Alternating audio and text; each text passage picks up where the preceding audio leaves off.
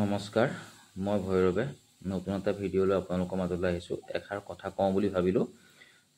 দেখি আছোঁ ছ'চিয়েল মিডিয়াত কথা এষাৰ কওঁ বুলি ভাবিলোঁ। প্ৰথম কথা, এগৰাকী মই এই ভিডিঅ'টোত লগাই দিছোঁ চাব, মানে পিছলৈ লগাই দিছোঁ। এগৰাকী মহিলাই কৈ আছে যে জুবিন দাৰ সমাধি ক্ষেত্ৰত ৰাতি আহি কিহৰ কাৰণে মই জুবিন দাক ভাল পাওঁ, জুবিন দাক জয় জুবিন দা চিঞৰে, এইসকল জুবিনদাৰ অনুৰাগী নহয়। তেওঁ কৈছে যে ধূপ চাকি জ্বলালেহে জুবিনদাৰ অনুৰাগী হয়।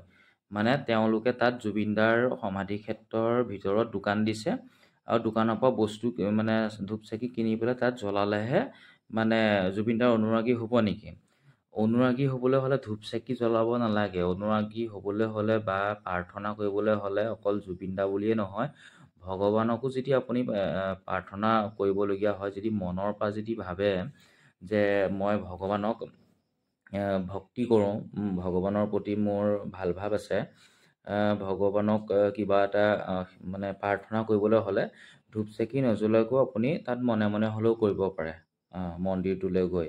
ঠিক তেনেদৰে জুবিনদাৰ সমাধি ক্ষেত্ৰত যিহেতু জুবিনদা মানুহৰ প্ৰতি ভগৱান, আমাৰ হিয়াৰ আমঠু, সকলো গৈছে।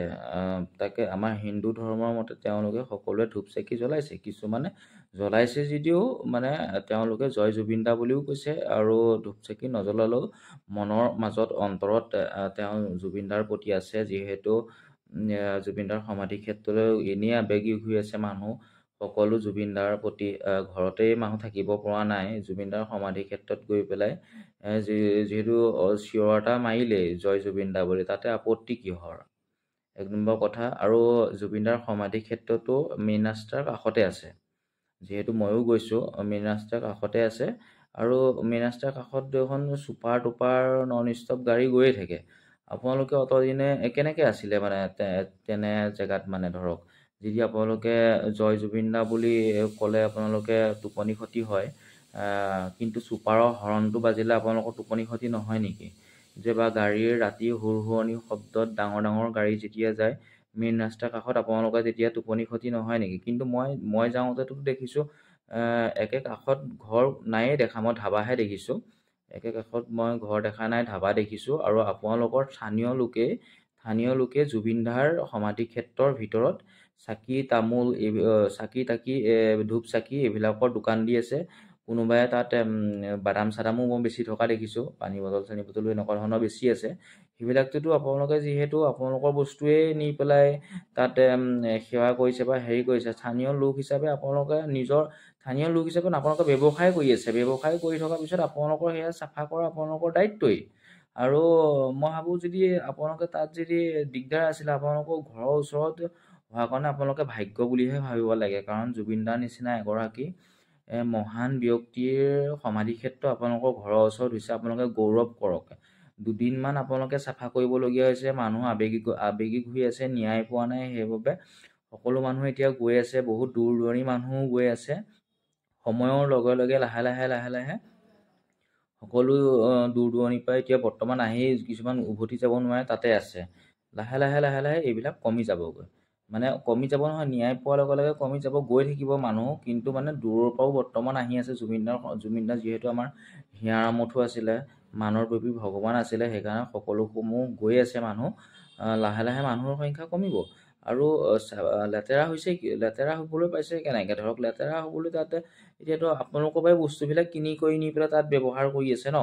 আৰু যিমান পাৰে চাফা কৰিছে, সেইটো আপোনালোকৰ এইটো পুণ্য বুলি ধৰক। মানে য'ত মানুহৰ সমাগম হয় সেইটো মন্দিৰলৈ পৰিৱৰ্তন হয়, আৰু মন্দিৰ চাফা কৰাটো বহুত ভাগ্যৰ কথা। আপোনালোকে সেইটো ভাগ্য বুলি ভাবক, তাত মানে বিতৰ্কিত কৰি থাকিব নালাগে। যদি আপোনালোকৰ এতিয়া সোণাপুৰত হৈছে কাৰণে, আপোনালোকে খুব ঘৰৰ ওচৰত হৈছে কাৰণে গৌৰৱ অনুভৱ কৰক। আমাৰ যদি নগাঁৱতো যদি হ'ল হয়, মোৰ গৃহ জিলা নগাঁৱত যদি হ'ল হয়, মই খুব ভাল পালোঁ হয়, আৰু মই নিজে চাফা কৰিবলৈ গ'লোঁ হয়। আৰু চাফা কৰি পেলাই তাতটোতো 5টা আঙুলি মানুহৰ সমান নহয়, কোনোবাই এটা দুটাৰ ভুল থাকিবই। সেইবুলি সকলো অনুৰাগীকে আপুনি দোষাৰোপ কৰিব নোৱাৰে, সকলোকে বন্ধ কৰিব নোৱাৰে, সকলোকে আপুনি দুখ দিব নোৱাৰে। তাত 5টা আঙুলি যিহেতু সমান নহয়, ঠিক তেনেকৈ এজন দুজন তাত থাকিবই তেনেকুৱা অমিল মানুহ।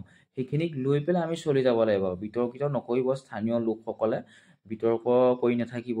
তালৈ মোৰ অনুৰোধ থাকিলে আপোনালোকে ওচৰৰ যিহেতু মানুহ, আপোনালোকে গৌৰৱ কৰক এনে এজন ব্যক্তি যে আপোনালোকৰ ঘৰৰ ওচৰতে আছে বুলি আপোনালোকে গৌৰৱ কৰক। আৰু পাৰিলে আঁতৰৰ পৰা অহাসকলক মানে শুশ্ৰূষা কৰক। আপোনালোকক মই যদি দেখিছোঁ দেখোন সমাধি ক্ষেত্ৰৰ ভিতৰততো ব্যৱসায়হে চলি আছে, মানে ধূপ চাকিৰ পৰা ধৰি হেৰি গোটেইখন মানে পানী বটল এইবিলাক পানী বটল আপোনালোকৰ পৰাই খাব আৰু তাতেতো চবেইতো আৰু তাত ডাষ্টবিনৰ ব্যৱস্থা আপোনালোকে কৰি দিব লাগিছিল। ডাষ্টবিনৰ ব্যৱস্থাটো যিহেতু কৰা নাই, কোনোবা 5 জনৰ ভিতৰত এজনেতো তাত পেলাই দিব, আৰু পেলালে আপোনালোকৰ পৰা নিয়া বস্তুটো চাফা কৰিছে, সেইটো কোনো ডাঙৰ কথা নহয়। সেইটো হয়েই তেনেকুৱা, তেনেকুৱা চাফা কৰাটো আপোনাৰ পুণ্যহে হৈ আছে বুলি ভাবি লওক। বিতৰ্ক নকৰিব। আপোনালোকৰ ঘৰৰ ওচৰত হোৱাৰ কাৰণে বহুত ভাগ্য বুলি ভাবক। আমাৰো যদি নিজৰ ঘৰৰ ওচৰত হ'ল হয়, এইবিলাক বিতৰ্ক আমি নকৰিলোঁ হয়, আমি যিমান পাৰোঁ সহায় কৰিলোঁ হয়। এতিয়াও আমি জুবিন দাৰ সমাধি ক্ষেত্ৰ বুলি কোৱা হয় আৰু বেছি কৰিলোঁ হয়। আৰু এনেও আমি কিছুমান অনুষ্ঠানত আমি তেনেধৰণৰ কাৰ্যসূচীবিলাক কৰোঁ, কিন্তু আমি ভিডিঅ' নকৰোঁ। এতিয়াহে ভিডিঅ'ৰ যুগ আহিছে, সেইকাৰণে আপোনালোকলৈ অনুৰোধ থাকিল, ভিডিঅ'টোৰ জৰিয়তে আপোনালোকক মই অনুৰোধ জনালোঁ। ধন্যবাদ। সেইটো নহয়। আৰু যে মানে ৰাতি আহি মই জুবিন দাক ভাল পাওঁ, এইবোৰ যে মানে চিঞৰ বাখৰ কৰে, এইটো একচুৱেলি জুবিন দাক ভাল পোৱাৰ কাৰণে নহয়। যে জুবিন দাক ভাল পালেতো কি হ'ব, তেওঁ সুস্থ মগজে আহিব, চাকি এগছি লগাব, ধূপ এগছি লগাব, তেখেতক প্ৰণাম জনাব।